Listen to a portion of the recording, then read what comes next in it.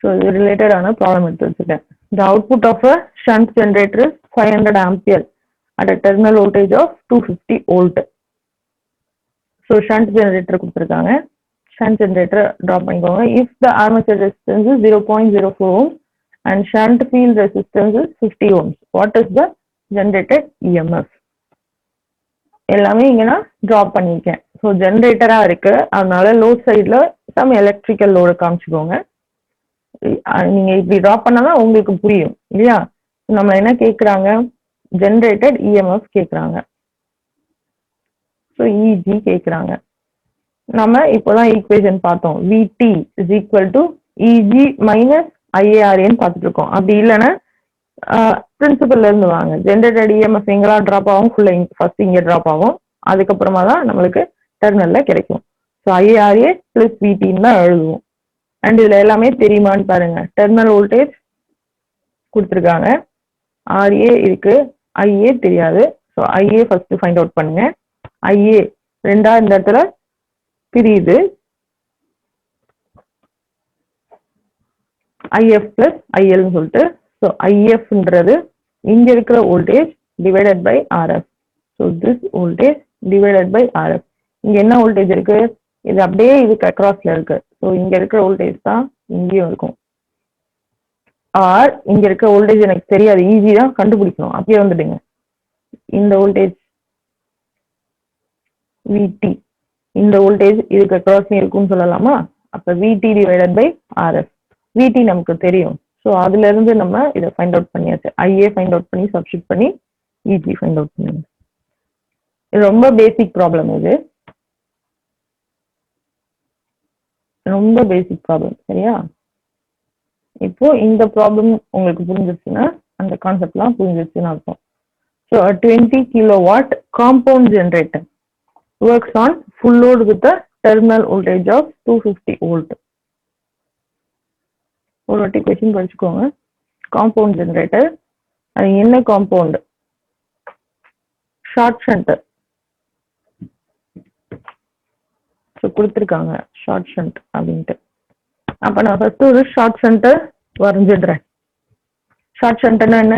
Shunt field வந்து எனக்கு armature K கிராஸ்ல மட்டும் இருக்கும், சீரிஸ் காயில் தனியாக வந்துடும். ஸோ ஷார்ட் ஷண்ட்டை வரைஞ்சிருக்கேன். மீதி டீட்டெயில்ஸ் எல்லாமே அவங்க கொடுத்துருக்காங்க. டெர்மினல் வோல்டேஜ் விடி 250 வோல்ட் கொடுத்துட்டாங்க. Armature series and shunt winding resistance கொடுத்துருக்காங்க. ஃபர்ஸ்ட் ஆர்மேச்சர் ரெசிஸ்டன்ஸ், ஸோ ஆர்ஏன்னு எடுத்துக்கலாமா? அதை series RSC and shunt. So இதுலயே பார்த்தா தெரியுதா, ஷண்ட் வந்து அதிகமா இருக்கும் ரெசிஸ்டன்ஸ், சீரிஸ் வந்து கம்மியா இருக்கும். ஆர்மேச்சர் ரெசிஸ்டன்ஸும் கம்மியா தான் இருக்கணும், இல்லைன்னா ஜென்ரேட் ஆகிறது ஃபுல்லா அங்கே ட்ராப் ஆயிரும். அதுவும் சீரீஸ்ல தான் இருக்கு இல்லையா? ஸோ எப்பவுமே ஆர்மேச்சர் ரெசிஸ்டன்ஸும் சீரிஸ் ரெசிஸ்டன்ஸ் ரெண்டும் கம்மியா இருக்கும், ஷண்ட் ரெசிஸ்டன்ஸ் மட்டும் அதிகமா இருக்கும். நீங்க மாத்தி எடுத்தீங்கன்னா தப்பா ஆன்சரு. அது உங்களுக்கு கான்செப்ட் தெரிஞ்சிச்சுன்னா மாத்தி எடுக்க மாட்டீங்க. calculate the total EMF generated. So total EMF EG கண்டுபிடிக்கணும். அப்ப இங்க ஃபர்ஸ்ட் இஜியோட ஈக்குவேஷன் எழுதுங்க. இஜில இருந்து எழுதுறது கஷ்டமா இருந்ததுன்னா விடி ஈக்குவேஷன்ல இருந்து ஸ்டார்ட் பண்ணி எழுதுங்க. So terminal voltage is equal to generated EMF minus first இங்க இருக்கிற drop IRA minus brush contact, because இங்க consider voltage drop of 2 volt across brushes கொடுத்துருக்காங்க, அதனால பிரஷ் கான்டாக்ட் டிராப்பையும் எடுத்துக்கோம், மைனஸ் இங்க இருக்கிற டிராப். அதுக்கப்புறம் தான் இங்க டெர்மினல்ல நமக்கு அப்பியர் ஆகும். ஸோ இந்த ஈக்குவேஷன் எழுதிடுங்க. இதுல இருந்து இஜி எழுதிக்கோங்க. இஜி எழுதிங்கன்னா எல்லாமே இந்த சைடு வந்து பிளஸ் ஆயிடும். ஸோ இதுல என்னெல்லாம் தெரியும் பாருங்க. விடி தெரியும் கொடுத்துருக்காங்க, ஆர்ஏ தெரியும், ஆர்எஸ்சி தெரியும், விபியும் தெரியும், 2 voltனு எடுத்துக்கணும், சரியா? இப்போ நமக்கு தெரியாதது என்ன? இந்த ஐஏ அண்ட் ஐஎல் மட்டும்தான். IA and IL find out பண்றதுக்கு வழி இருக்கான்னு பாருங்க. So again IA IL first find out பண்ணிடலாம். ஐஎல் ஃபைண்ட் அவுட் பண்றது easy, because load current, load என்ன பவர் எடுக்கும்னு கொடுத்துருக்காங்க. 20 kilowatt காம்பவுண்ட் ஜென்ரேட்டர் கொடுத்தாங்க. ஸோ பவர்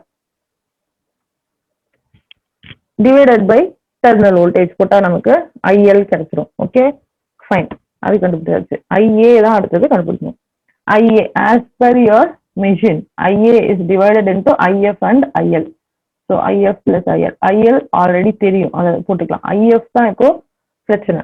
ஐஎஃப்ன்றது இங்க இருக்கிற இதுல ஃப்ளோ ஆயிட்டு இருக்க கரண்ட். இதுல என்ன கரண்ட் ஃப்ளோ ஆகுது, இதுல இருக்க வோல்டேஜ் தெரிஞ்சாதான் ஃபைண்ட் அவுட் பண்ண முடியும். ஸோ இங்க இருக்கிற வோல்டேஜ் என்னவா இருக்கும்? ஒன்னு இந்த வோல்டேஜ் டிவைடட் பை ஆர்எஸ்எஸ் எடுக்கணும்.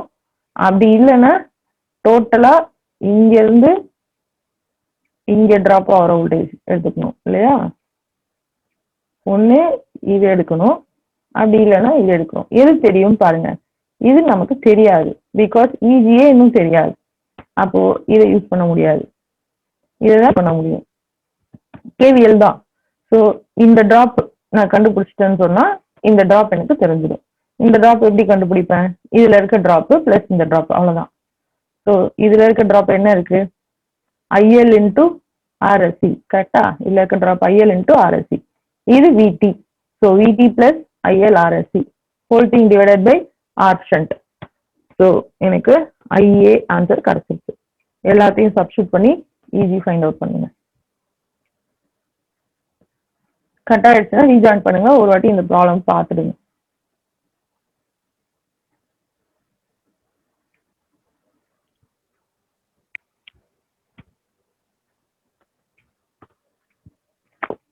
பெரிய ப்ராப்ளம்லாம் இல்லை, 1 மார்க் ப்ராப்ளம் தான் அது.